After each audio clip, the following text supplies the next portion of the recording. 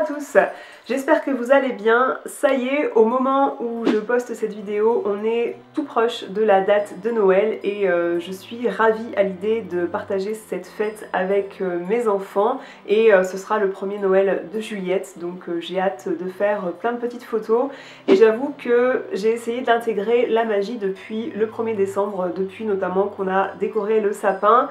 Et du coup, j'ai été ravie cette année, durant l'Avent, de voir à quel point mon fils pouvait s'intégrer dans les différentes activités que j'aime faire à l'approche de Noël. Parce qu'il a 3 ans et demi, donc d'un côté ce n'est plus un petit bébé, je suis parfois nostalgique à cette idée, mais finalement c'est aussi un petit garçon que je peux davantage intégrer dans des activités, dans des tâches quotidiennes et c'est super de voir à quel point il grandit et de voir à quel point Noël illumine ses yeux. C'est franchement agréable et j'avais envie de partager avec vous toutes ces images de l'Avent, des choses que j'aime faire à l'approche de Noël pour intégrer la magie dans le quotidien et se rapprocher peu à peu du 25 décembre. Je n'ai pas mis en scène ces images parce que mettre en scène un enfant de 3 ans et demi, croyez-moi, c'est pas facile. Il s'agit de réelles images de mon quotidien qui sont un peu prises à la volée et qui du coup ne sont pas franchement parfaites en termes de cadrage, en termes de couleur, hein, parce que on décide pas de tourner une image avec un enfant de 3 ans et demi à la bonne heure, à la bonne lumière, aussi facilement qu'on le fait quand on est seul en tant qu'adulte. Donc j'espère que ces images vous plairont. Moi ce qui me plaisait c'était de partager ça avec vous et de vous montrer ce qui me met du baume au cœur dans les activités à l'approche des fêtes de fin d'année. J'espère que ces images vous plairont, ce n'est pas exhaustif, j'aurais pu citer qu'à l'approche de Noël, j'adore aller dans des marchés de Noël, mais c'était davantage valable quand j'habitais ailleurs en France qu'en Charente-Maritime, puisque en Charente-Maritime, les marchés de Noël, c'est pas vraiment ça, c'est quand même quelque chose qui est propre à l'est de la France, à l'Allemagne, et malheureusement en Charente-Maritime, il y a du travail à faire pour avoir de jolis marchés de Noël. Noël, ça peut aussi apprécier mettre une belle tenue de soirée, mettre un beau rouge à lèvres rouge comme celui-ci, ce que j'apprécie faire moi à l'approche de Noël. Celui-ci c'est un rouge à lèvres de la marque Givenchy, je le trouve assez parfait pour les fêtes de fin d'année d'ailleurs, je le trouve très chic. Et comme j'ai pas eu le temps de vous préparer un Get Ready With Me pour les fêtes et que c'est pas trop dans mes capacités en ce moment vis-à-vis de la logistique avec les enfants, eh bien je me suis dit que réunir ces images de la véritable vie, de la vraie vie, eh bien c'était pas plus mal. Je vous laisse avec la suite de la vidéo.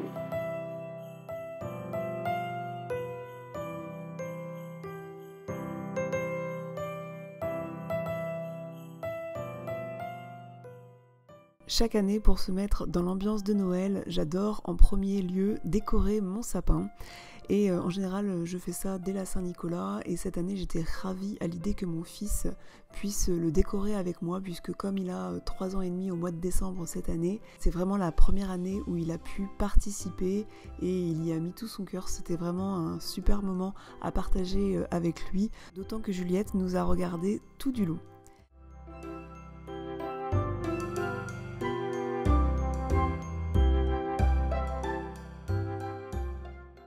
Bon, on se demande quelle est la plus enfant des deux, puisque moi j'aime bien lancer une petite playlist de Noël pendant que je décore mon sapin. Si j'y arrive, je vous mettrai le lien de ma playlist en barre d'infos. Il s'agit d'une playlist Deezer avec plein de musiques de Noël. Mes favorites sont dans cette playlist.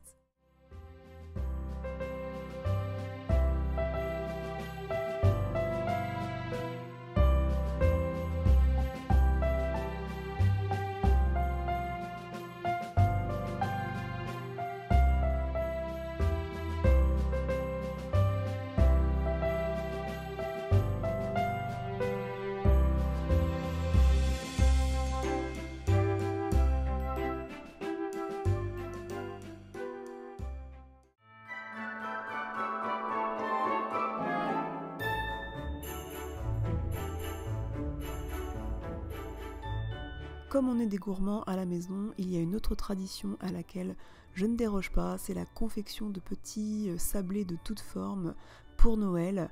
Et je ne déroge pas non plus à la confection de la bûche de Noël avec de la crème au beurre s'il vous plaît.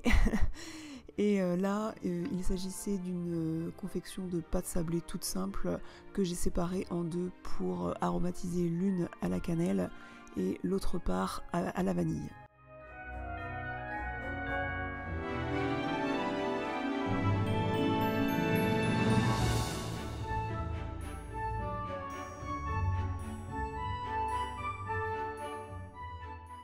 Et encore une fois, c'est une petite activité à laquelle mon fils a pu participer avec moi, donc il arrive qu'il mélange les ingrédients avec moi. Là je l'ai fait au robot, donc c'était plus simple de le faire toute seule, mais il a bien participé à étaler la pâte, à mettre aussi de la farine partout. Je vous avoue que faut laisser tomber son côté maniaque pendant quelques minutes, le temps que votre enfant participe, bien sûr, mais bon, il prend tellement de plaisir à mettre les mains dans la farine, à étaler la pâte, à faire des petites formes avec les emporte-pièces. Bref, c'est un super moment à passer avec son petit garçon.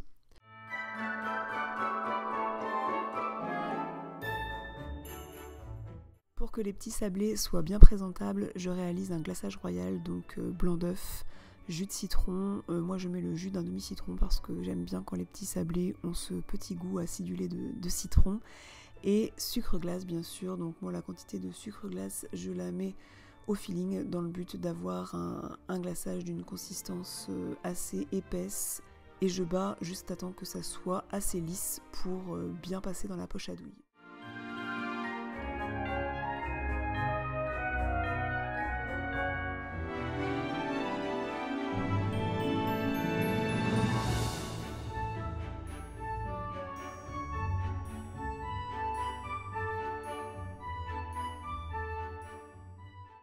Quelque chose que j'aime bien faire depuis toute petite pendant l'Avent, c'est de regarder un dessin animé ou un film de Noël.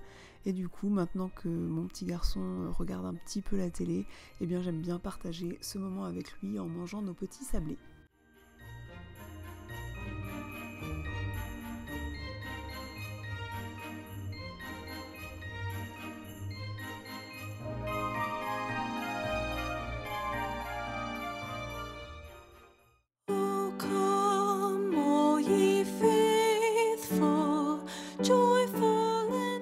Comme j'ai l'habitude chaque soir de me glisser dans le lit de mon loulou pour lui lire une histoire, je profite de l'Avent pour se mettre dans l'ambiance de Noël en lisant des histoires sur le thème de Noël. Et si vous recherchez des livres sur ce thème-là, je vous ai fait une vidéo cette semaine où je vous ai présenté notre sélection de livres pour enfants sur le thème de Noël.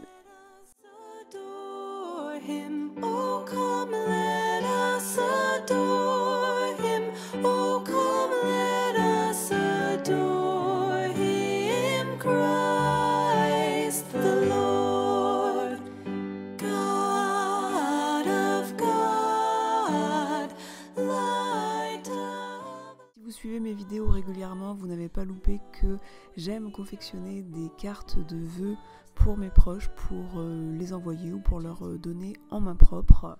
J'achète en général des cartes vierges chez Action puisqu'elles sont très peu chères là-bas et je les décore ensuite au gré de mon imagination avec des motifs assez noéliques, des petits sapins, des reines, de la neige. Et cette carte-ci, il s'agissait de faire un petit sapin avec des cœurs à l'envers. Grâce à ma perforatrice, je forme 10 cœurs que je vais venir positionner à l'envers. Donc je fais une pyramide de cœurs pour venir former un sapin. Je découpe dans du papier craft une forme pour faire le pied du sapin et je viens coller une petite rosette pour faire le nœud et pour donner du relief à ma carte. J'ai également collé les cœurs sur des petits pads pour donner plus de relief, je trouvais ça plus sympa. Si vous voulez voir comment j'ai réalisé toutes ces cartes et encore d'autres, je vous invite à regarder la vidéo DIY que j'ai postée il y a quelques semaines sur ma chaîne.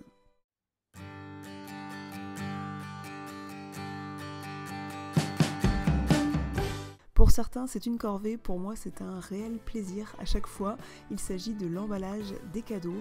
J'adore confectionner des petits paquets cadeaux à l'image de celui qui va le recevoir ou assortis à mon sapin pour ceux que je vais positionner sous le sapin le réveillon ou le jour de Noël. J'aime utiliser du papier craft parce que je trouve ça plus sympa. J'adore aussi mettre des nœuds comme cela, je trouve ça tellement plus chaleureux que du bolduc. Et je viens poser une étiquette que Je ne fais jamais de la même forme, de la même façon. Là j'avais pris une grosse perforatrice pour faire une étiquette en forme de fleur avec un papier avec un motif de paquet cadeau rouge comme ça. Je trouvais ça plutôt joli. Et si vous voulez voir d'autres exemples de paquets cadeaux, je vous invite à regarder la vidéo que j'avais postée l'an dernier avec plusieurs suggestions de DIY pour réaliser des emballages cadeaux.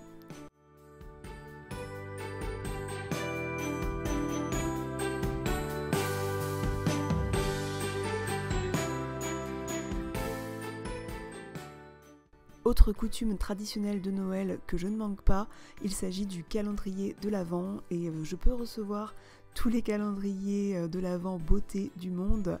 Je préfère 1000 fois regarder mon fils émerveillé ouvrir la case de son calendrier de l'Avent et de le voir déguster son chocolat. Le chocolat blanc, la fraise croquante. Ça a l'air bon ça, je peux le manger? Non, c'est moi.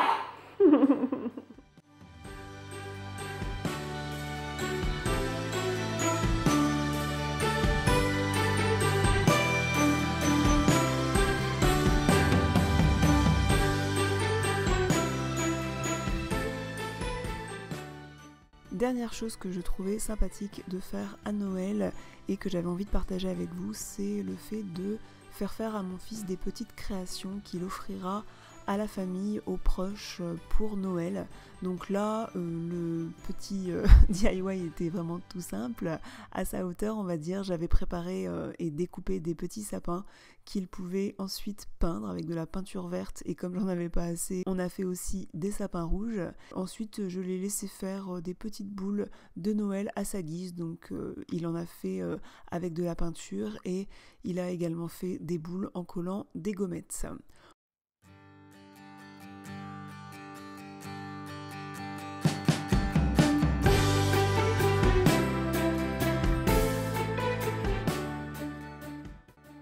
Alors il est où le P là-dedans? Il est où le P? Bah, elle est là. Au dos de chaque sapin, je lui ai fait écrire son prénom avec des tampons pour que ce soit plus simple parce que bien sûr il ne sait pas encore écrire. Et voilà, il sera, je pense, super fier d'offrir ces petites créations à ses proches pour Noël. Et j'aime l'idée qu'il ne fasse pas que recevoir des cadeaux mais qu'il puisse aussi en donner.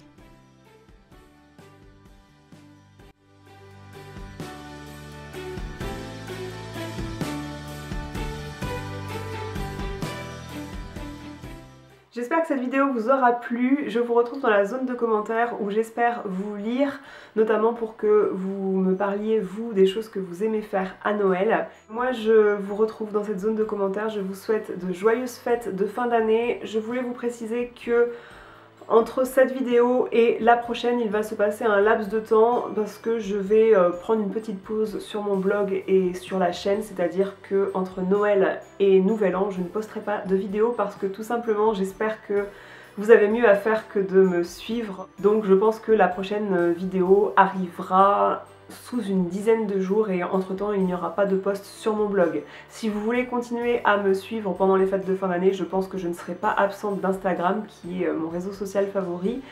Je vous souhaite donc de joyeuses fêtes de fin d'année et puis de façon très kitsch, je vais vous dire à l'année prochaine. Salut YouTube!